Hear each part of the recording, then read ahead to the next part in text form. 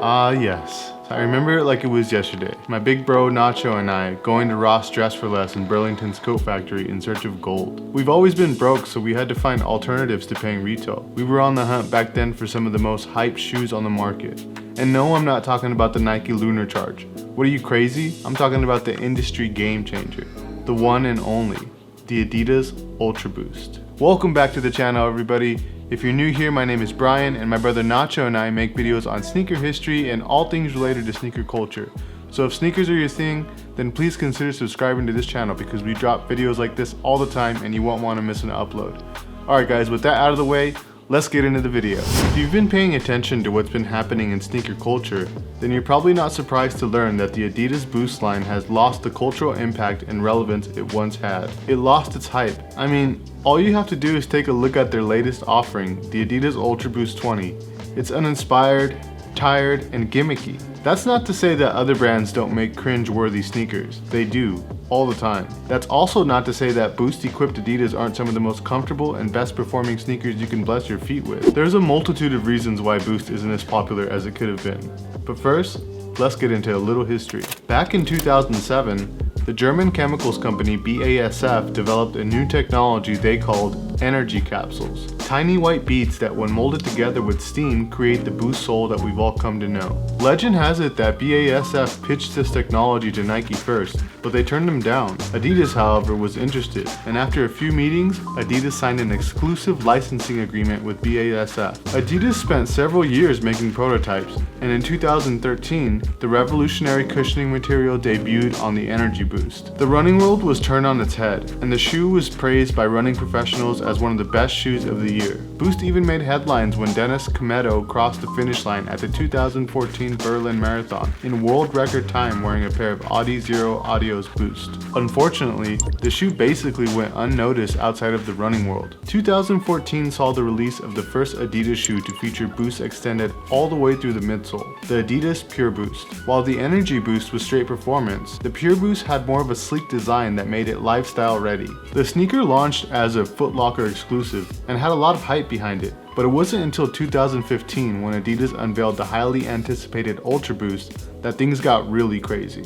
A perfect combination of style and performance, the Ultra Boost featured a prime knit upper and boost running along the entire sole of the shoe. It was equipped with other Adidas proprietaries like the torsion support bar and the long-lasting Continental rubber outsole. Adidas marketed the shoe as the best running shoe ever, and they had a group of elite athletes like David Villa and Johan Blake to back it up. Even though the Ultra Boost was advertised as a performance shoe, it got major traction in the fashion world. Thanks to its comfort and sleek design, the Ultra Boost was a massive hit with the general public. Adidas' original plan was to mass produce the shoe, but because of the shoe's technological advancements, manufacturing wasn't so simple. In fact, Adidas had only one factory in the world that was capable of producing the Ultra Boost when it released. This accidentally created scarcity in the market, and we all know who loves scarcity and hard to cop sneakers. Sneakerheads. This was only amplified by Kanye West's performance at the 2015 Billboard Awards, where Kanye wore a pair of unreleased triple white Ultra Boost. The hype for the shoe was so huge that when they did eventually drop, they sold out instantly. It created a domino effect, and sneakerheads started to gravitate towards other colorways as well. Adidas collabed with many artists and designers, including Stella McCartney and even a non-profit company called Parley, which helps Adidas use plastics and ocean pollution to create sneakers. They released dozens of colorways of the Ultra Boost and eventually made cageless versions of the sneaker. Adidas just kept building on the legacy of the Ultra Boost by releasing different variations of the model and new colorways, including the popular NMD model that crushed the market when it first came out. Boost was proving itself to be the most revolutionary sneaker innovation in decades, and Adidas knew it.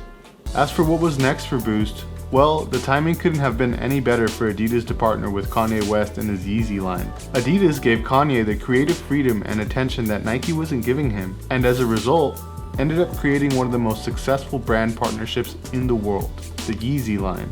Obviously, there's a lot of history to unravel here, so that will be addressed in a separate history video on Yeezys. But let's talk about what happened to Adidas. In just a few years after the release of Boost technology, Adidas was starting to eat up Nike's market share in the US. They even passed up Air Jordans as the second most popular shoes in the country. This was a new all-time high for Adidas.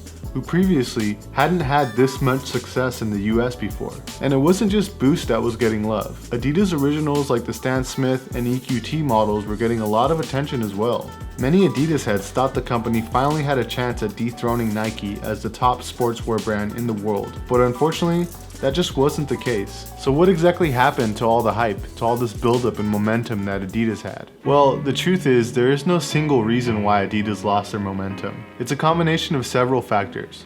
For example, Nike saw a lot of success with their Vapor Max and React line, while Adidas kept milking Boost technology. Releases like the Adidas Disrupt and the Adidas Pro Fear were massive failures and ended up at discount retail stores.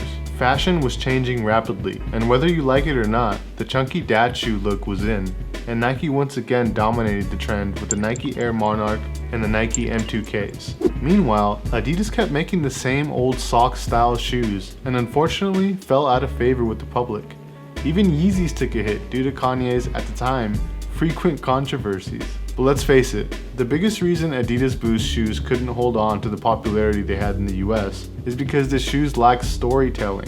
Maybe it's because Adidas is a German company and they don't have the American roots Nike has, or maybe it's because they chose to solely focus on performance, which is great too, but people love stories. The stories behind the design and the inspirations that went into it. Regardless though, Adidas is still one of the top contenders for the world's best shoe brands. But what do you guys think?